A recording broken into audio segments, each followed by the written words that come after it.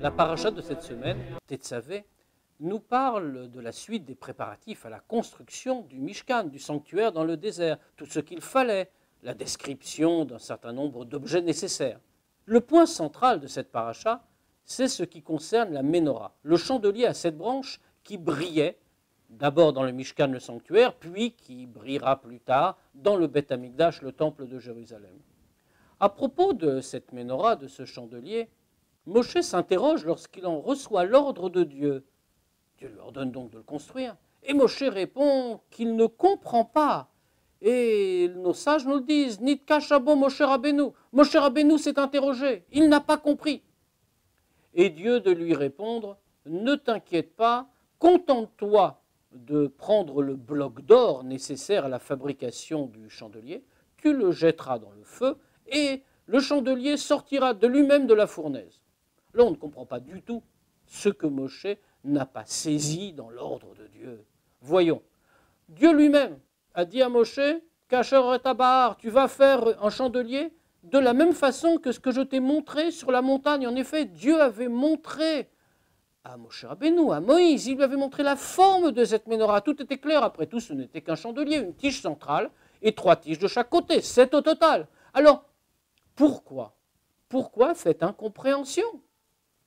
Pour répondre à cette question, il nous faut revenir à ce qu'est le Mishkan, le sanctuaire dans le désert, puis à son successeur, le temple de Jérusalem. Ce sont deux édifices très, très différents de tous les autres.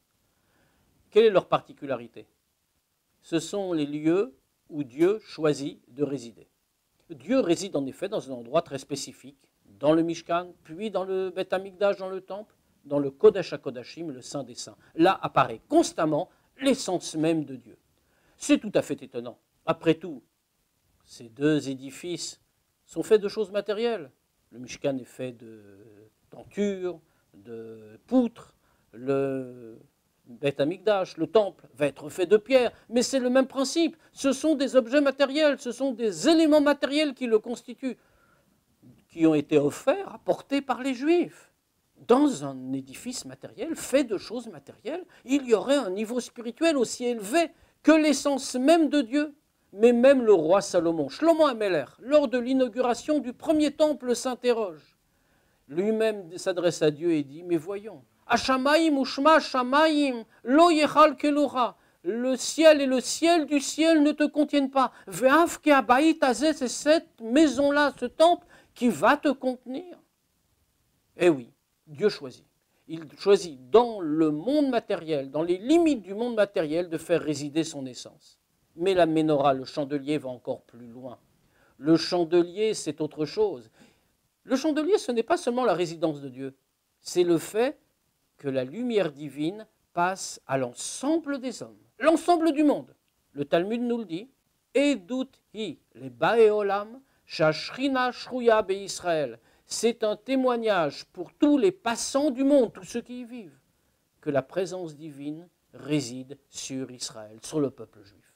Alors oui, devant une telle tentative, une telle entreprise, Moshe s'interroge. Ce n'est pas qu'il ne comprend pas comment on la fabriquera, c'est qu'il se dit, mais comment est-ce possible? Comment faire descendre Dieu, diffuser sa lumière au travers d'un objet purement matériel, du simple or?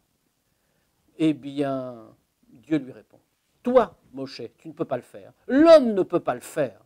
Mais moi, Dieu, je le ferai. Et c'est pour cela qu'il lui dit, laisse-moi faire. Simplement, jeter l'or dans le feu. C'est que nous avons le même travail à faire. Nous, dans notre temps, chacun d'entre nous, nous devons faire résider Dieu dans notre vie quotidienne, dans notre monde matériel, avec nos biens matériels, nos possessions, avec ce que nous sommes, la Ménorah que nous incarnons, le chandelier à 7 branches. Eh bien, c'est là que Dieu doit résider. Mais comment le faire? Tout cela, c'est du matériel. Ce n'est rien d'autre que du matériel. Alors, nous dit-on, oui, bien sûr, vous ne pouvez pas le faire tout seul. Toutes vos possessions, c'est du matériel, c'est vrai. Mais jetez-les au feu. Non pas un feu matériel, celui-là. Jetez-les dans le feu de l'amour de Dieu. Attachez-vous à la divinité. Jetez-vous dans l'enthousiasme de la divinité. Donnez toutes vos possessions. Sachez que tout ce que vous avez est là pour servir Dieu. Alors, si vous y mettez l'enthousiasme, la chaleur nécessaire. Dans ce cas-là, tout prend un autre sens. Tout devient le moyen de faire parvenir la lumière divine à tous les hommes. Et ainsi, nous éclairons le monde. Au revoir à tous.